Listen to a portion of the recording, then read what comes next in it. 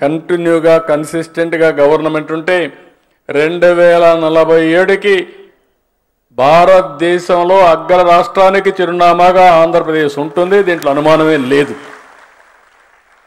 అలాంటి దీంట్లో మనం గుర్తుపెట్టుకోవాల్సింది ఆర్థిక అసమానతలు తగ్గించే వ్యవస్థకు రూపకల్పన చేసుకోవాల్సిన అవసరం ఉంది. నేను ఇక్కడ చెప్పే మాట మీరందరూ కూడా గుర్తుపెట్టుకోవాలి. సమాజంలో కొన్ని కారణాల వల్ల, ఆర్థిక సామాజిక రాజకీయ కారణాల వల్ల కొన్ని కులాలు కొన్ని ప్రాంతాలు పైకొచ్చాయి, కొన్ని కుటుంబాలు పైకొచ్చాయి, కొన్ని కుటుంబాలు ఇంకా అక్కడే ఉన్నారు.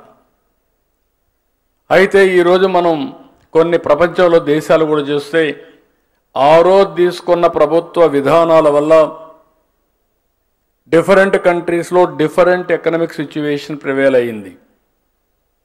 ఈరోజు నేను గర్వపడుతున్నా, అటు కేంద్రం ఇటు రాష్ట్రం తీసుకున్న నిర్ణయాల వల్ల ఆర్థిక అసమానతలు తక్కువ ఉండే దేశాల్లో ప్రపంచంలో మనం 4వ స్థానంలో ఉన్నామంటే అది దేశం యొక్క గొప్ప విషయం. ఇది నరేంద్ర మోడీ గారు సాధించిన విజయం అని చెప్పి కూడా నేను మీకు తెలియజేస్తున్నా. దీన్ని నేను తీసుకొచ్చిన పాలసీ మీరు చూస్తే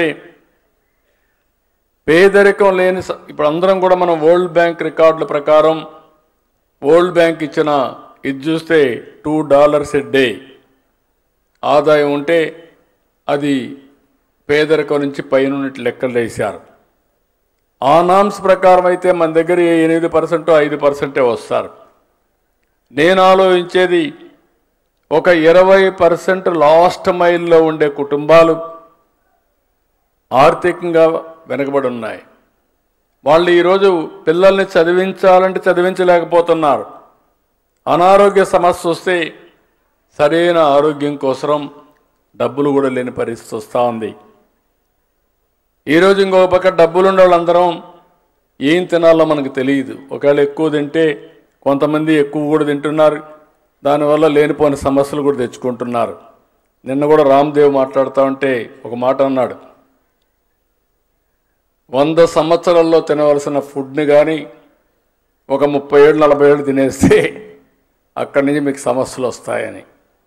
అది వాస్తవం కూడా. మన బాడీ అంతా కూడా ఏం తినాలి, ఎంత తినాలి, ఎప్పుడు తినాలి, ఇది సైంటిఫిక్గా చేయగలిగితే భగవంతుడు మనకిచ్చిన వయసు 120 ఏళ్ళు మినిమం.